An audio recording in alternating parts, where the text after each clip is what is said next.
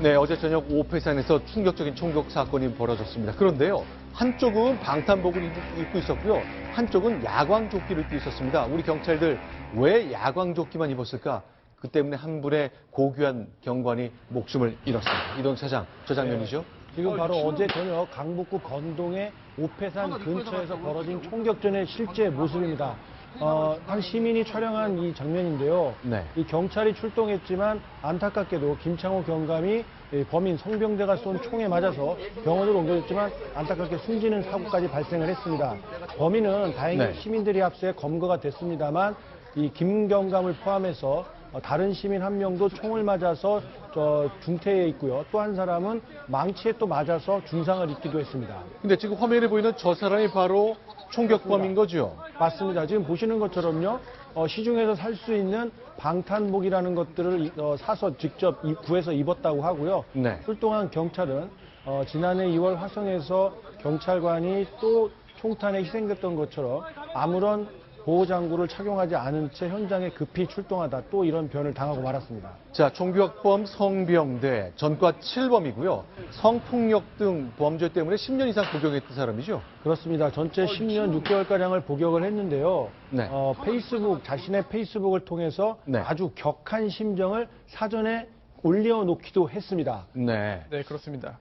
그 중에서도 특히 이 부분을 좀 보고 싶은데요. 네. 앞으로 2, 3일 안에 경찰과 충돌하는 일이 있을 것이다. 또한 이게 9일 전에 썼거든요. 정말 계획대로 한 거네요. 그렇습니다. 이제 시간에 있어서 약간의 차이가 있었습니다만 네. 실제로 그 예고했던 대로 일을 벌였고요. 네. 또 경찰을 한 명이라도 더 죽이는 게 목적이다라는 아주 무시무시한 글도 올렸습니다. 또 하나요? 예, 이 부분도 참 잘 이해되지 않는데요. 네. 강북경찰서의 경찰이 내가 내 방을 통제할 수 없는 상황이 되면 내 방에 시신을 넣어 살인 운명을 씌우려고 한다. 이런 참 상식적으로 이해할 수 없는 글도 남겼습니다. 이 내용 보면 정상적인 사고를 한다고 보기 좀 어려울 것 같은데요. 그렇습니다. 재판 과정에서 이제 그 정신 감정을 거치면 이제 그 실제로 어느 정도의 상태인지 과연 질병 수준인지 여부가 가려지겠습니다만 글만 봐도 일단은 정신적으로 온전치 않다는 그런 추측을 할 수 있는 상황인 것 같습니다. 이렇게 SNS에 글을 쭉 썼습니다만 이동혁 차장, 이 네. 사람이 책을 출판한 적이 있습니까? 그렇습니다. 한 권도 아니고요. 무려 3권에 이르는 책을 썼는데요. 네. 제목이 대지진과 침략전쟁, 대지진과 임진왜란, 대지진과 정한론. 이렇게 뭔가 역사적으로 연구를 하지 않으면 쓰기 어려운 내용들을 3권이나 책을 집필한 것으로 조사가 됐습니다. 자, 40대 중반의 이 남성, 지금 이제 범죄를 저지른 이후에, 그렇죠, 방탄복 자기는 입고, 자, 경찰을 향해서 사실 총알을 발사했습니다. 그런데 이렇게 얘기하는데, 글쎄요, 이게 교훈적인 말을 남기려고 하는 건지 정말 종잡을 수 없는 내용들이 계속 소개되고 있습니다. 자, 재산은 9,000원대다. 그리고 네. 나는 가난뱅이고 국민의 왕따다. 네. 이렇게 자신을 소개하는 듯한 내용을 옮겨놨는데요. 네. 전체적으로 이렇게 보면요. 네. 내용 자체로 보면은 이해가 되지 않는 비상식적이고 합리적이지 네. 않은 내용입니다만 네. 문장 하나하나만 그냥 놓고 보면은 굉장히 논리가 좀 어느 정도는 있게 쓰여진 글인 걸로 봐서는 네. 아주 이 글쓰기가 안 되거나 이런 분은 아닌 걸로 보입니다. 글쎄요, 이렇게 문장 하나하나만 보면 주술 관계도 잘 맞습니다. 맞고, 네. 뭔가 교육을 받고 글을 좀 써본 사람처럼 느껴지거든요. 그러나 맞습니다. 이 사람 마음속에 들어있는 것은 현실과 상상, 몽상이 뒤섞여 있는 모습을 많이 볼 수 있습니다. 실제로 세대로 살았거든요. 집주인이 기억하는 이 성병대 씨 얘기를 좀 소개해 드리겠습니다. 인생이 무섭더라. 생겨가지고 두번 다시 안 보고 싶더라. 그래도 딱 배우니까 밤에 잠 하나도 못 자더라고. 우리 애들 별수가 없어서 다행이고 우리 찾아봤으면 어떡했구나. 얼마나 놀란 일이에요. 그렇겠죠. 그런데 궁금한 게 있습니다. 이 사람이 사제총을 갖고 있다? 이런 거 도대체 어떻게 갖고 있을 수 있는 거죠? 자, 지금 그 압수수색을 통해서 성병대의 집에서 모두 17자루의 사제 총기가 발견이 됐습니다. 네. 거기에다가 또 폭발물까지 한 개가 확인이 됐고요. 네. 그다음에 망치를 비롯한 흉기가 또 여러 개 발견이 됐는데요.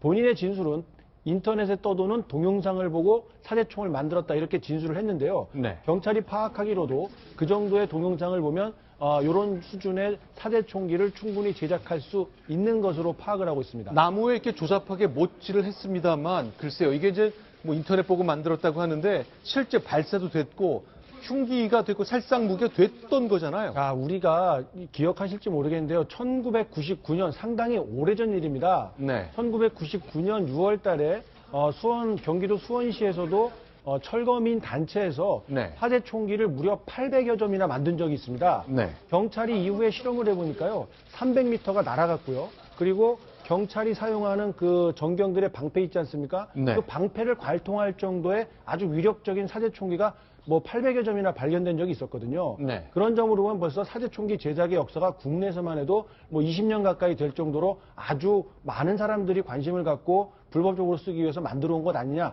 이런 의심을 할 만한도 한데, 이렇게 인터넷에서 제작 방법이 나오고 하는데도 경찰에서는 아직까지 뚜렷한 이런 대응책을 내놓지를 못하고 있습니다. 근데 이 사람요, 성범죄 전력이 있기 때문에 10년 넘게 복역했고요. 또 전자발찌 찾잖아요. 맞습니다.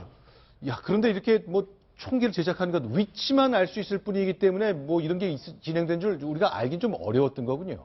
제대로 네. 이 송 씨를 감시할 수 있는 체계가 좀 없었다고 봐야 합니다. 네. 그저 발찌만 채워놓는다고 해서 이렇게 위험한 사람을 어떻게 법적으로는 제대로 통제할 수 없기 때문에 네.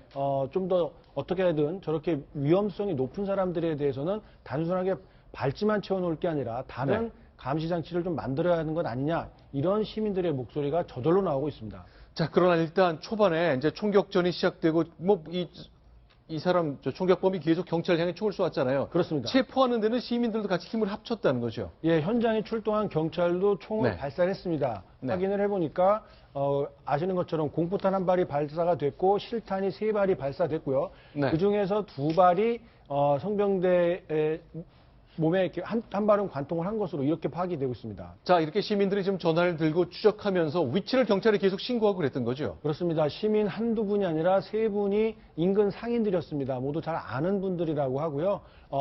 총소리가 나고 큰일이 나니까 이거 빨리 우리가 나서서 힘을 모아서 잡아야겠다, 이런 생각을 하시면서 뒤를 따라가고 계속해서 경찰에게 어느 쪽으로 가고 있다 위치를 알려주면서 네. 결정적인 순간에 3분이 힘을 합쳐서 성병대를 제압을 하고 검거를 했다고 합니다. 자, 그런데 문제는 참 안타깝게도 우리의 경찰관 한 분이 결국 순직하고 말았습니다.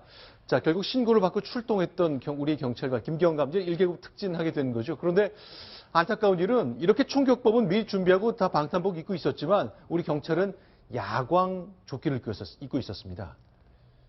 자, 이건 어떻게 된 거죠?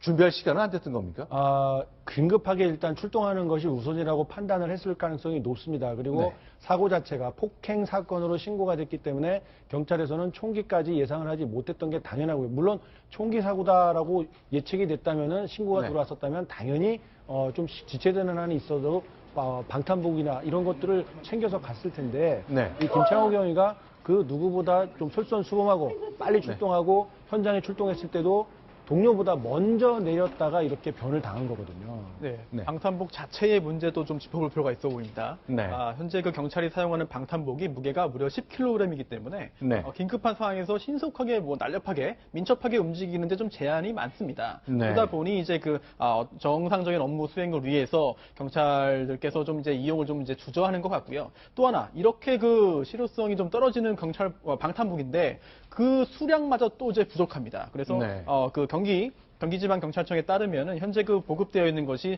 총 135벌에 불과하고요. 또 이제 그 총 6천 명이 넘는 그런 경찰관들이 이제 그 3, 4교대를 근무하는데 네. 이런 걸 감안한다 하더라도 1,000벌 이상이 지금 보급되어야 되는데 거기에 현저하게 못 미치거든요. 그렇기 때문에 네. 방탄복의 무게를 줄여서 정말 실용성이 있도록 만들고 또한 그러한 그 방탄복을 충분하게 공급해야만 좀 안타까운 일이 재발하는 것을 막을 수 있을 것 같습니다.